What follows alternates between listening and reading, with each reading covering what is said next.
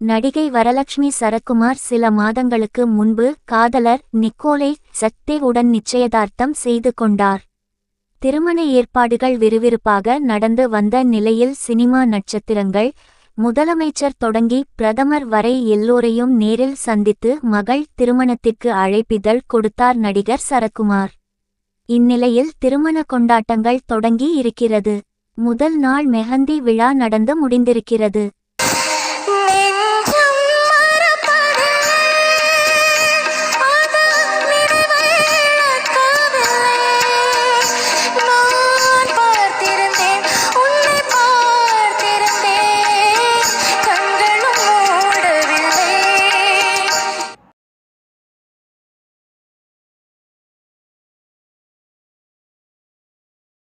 நடிகை நயன்தாரா கடைசியாக அன்னபூரணி படத்தில் நடித்தார்.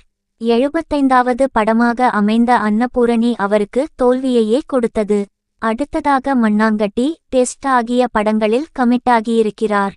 மேலும் ஒரு ஹிந்தி படத்தில் நடிக்கவும் அவர் கமிட்டாகியிருப்பதாக கூறப்படுகிறது. இந்தச் சூழலில் அவர் போயஸ் கார்டனில் புதிய வீடு ஒன்றை கட்டியிருக்கிறார். நடிப்பில் மட்டுமின்றி வேறு தொழிலும் ஆர்வம் காட்டுபவர் நயன்தாரா. அண்மையில் 9 ஸ்கின் என்ற அழகு சாதன பொருட்கள் தயாரிக்கும் நிறுவனத்தையும் சானிடரி நாப்கின் தயாரிக்கும் நிறுவனத்தையும் தொடங்கினார் நயன். அதுமட்டுமின்றி கேரளாவில் பெரிய அப்பார்ட்மெண்ட் கட்டி வாடகைக்கு விடும் எண்ணத்திலும் அவர் இருப்பதாக கூறப்படுகிறது. சூழல் இப்படி இருக்க அவர் போயஸ் கார்டனில் வீடு கட்டியிருக்கிறார்.